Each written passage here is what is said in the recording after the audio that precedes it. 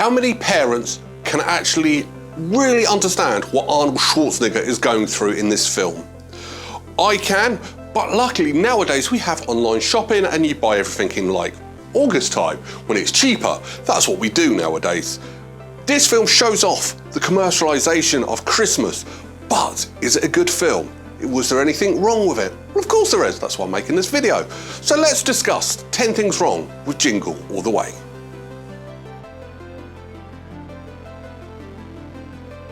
Jingle All the Way is a 1996 American Christmas family comedy film directed by Brian Levitt. The film tells the story of two fathers, Howard and Myron, both desperately trying to purchase a Turbo Man action figure for their sons on Christmas Eve. When the film was released, it did get generally negative reviews. So what have I found wrong with this film? Well, let's talk about 10 things wrong with Jingle All the Way.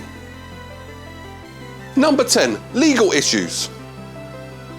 Nothing affects a film more than legal issues, and this film is no exception. Fox were accused and then taken to court and ordered to pay $19 million because they'd stolen the idea, apparently. Now, Fox never actually paid this, went on to make the film, released the film. They've made more than enough profit out of this film, and then took the claimant to court and got it overturned. But that was after the film. So a lot of the press would be, this film's been sued, Fox have had to pay $19 million. They never paid it. Not a good thing on a film, especially a Christmas film. Number 9, karate tournament. So, at the beginning of the film, Jamie is in a karate tournament and he's trying to become a purple belt. Yet, the moves wouldn't even get you the yellow belt, because it's yellow and is the first step up in this country. His punches are off, his kicks are off. He's just so wrong in this film. He couldn't do the moves. Now, if you were going to show that, don't show him doing the actual moves, show like the big crowd of it and show him winning.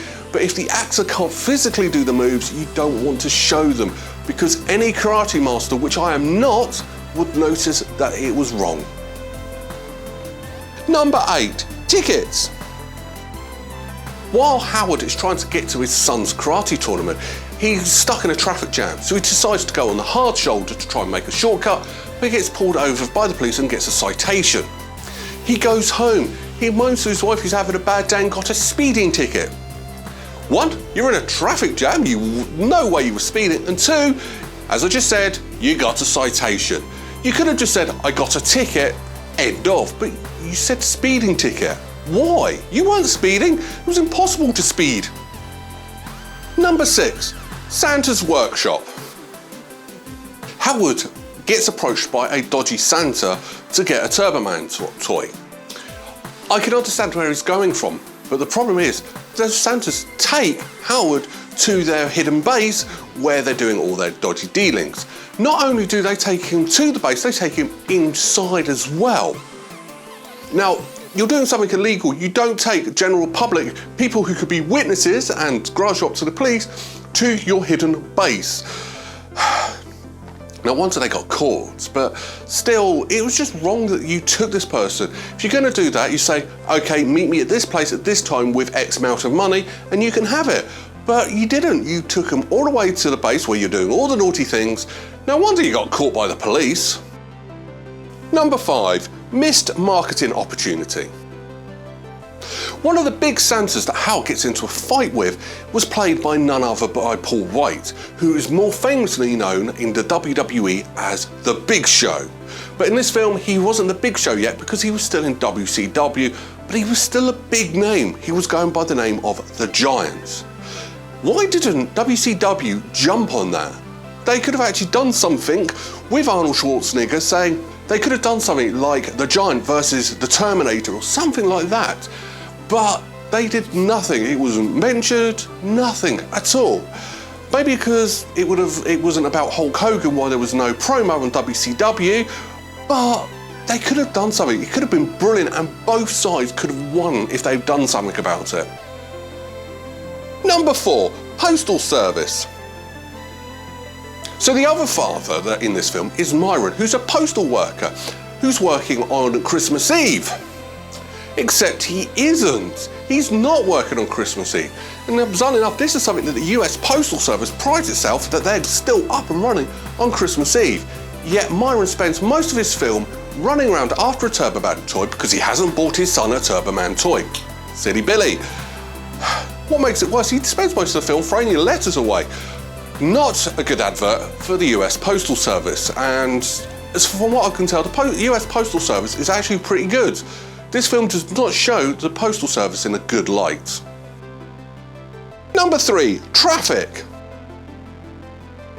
So I've already said quite early on that Howard was caught in a traffic jam, so he couldn't get a speeding ticket. Most of this film, there is traffic everywhere. The traffic is heaving, except for one point in the film, the roads are empty. They're running across the roads, they're racing in the roads, there's no traffic, no nothing. Near the Mall of America on Christmas Eve, where there's about to be a parade. I'm sorry, no matter what, every road would have been heaving. People trying to illegally park, trying to get close to it, trying to get there before the parade, trying to do their last minute Christmas shopping, and you expect me to believe that the roads are empty? Really? Number 2, stupid police. So when someone gives me a package and says, this is a bomb, the one thing I am never going to do is pick it up and shake it. Now, somebody who's a police officer and a former bomb squad, you'd think he would know that, wouldn't you? No, he picks it up, shakes it and says, it's not a bomb. And then he's surprised when it blows up in his face. Now, because this is a kid's film, nobody dies, everybody just gets bad boo-boos. Wrong film. But still, you are an experienced cop and you did silly things like that. You're not making the US police look very good either. Number 1, Arnie's pay. This film was made on a budget of $75 million, which is a very, very decent amount of money to make a film with. Except when your lead actor takes over a quarter of that budget.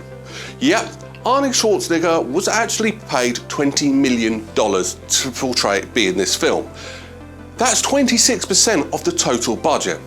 Now, Arnold said he wanted to do this film because he wanted to play a normal person, somebody people could relate with, something he could relate with as well because he's done this himself. I get all those reasons why, but did you have to take so much money out of it? You could have actually said, I'll do it for less, but I'll get a percentage of the profits. You probably would have made more money, but that's just greed when you're taking a quarter of the film's budget on one actor. Granted, it is Arnold Schwarzenegger and he does deserve that money, but still, no. Final thoughts.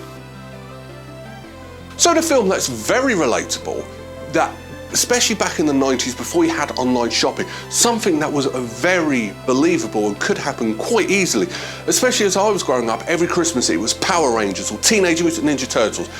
They used Turboman, so it was like it could be generic for anything.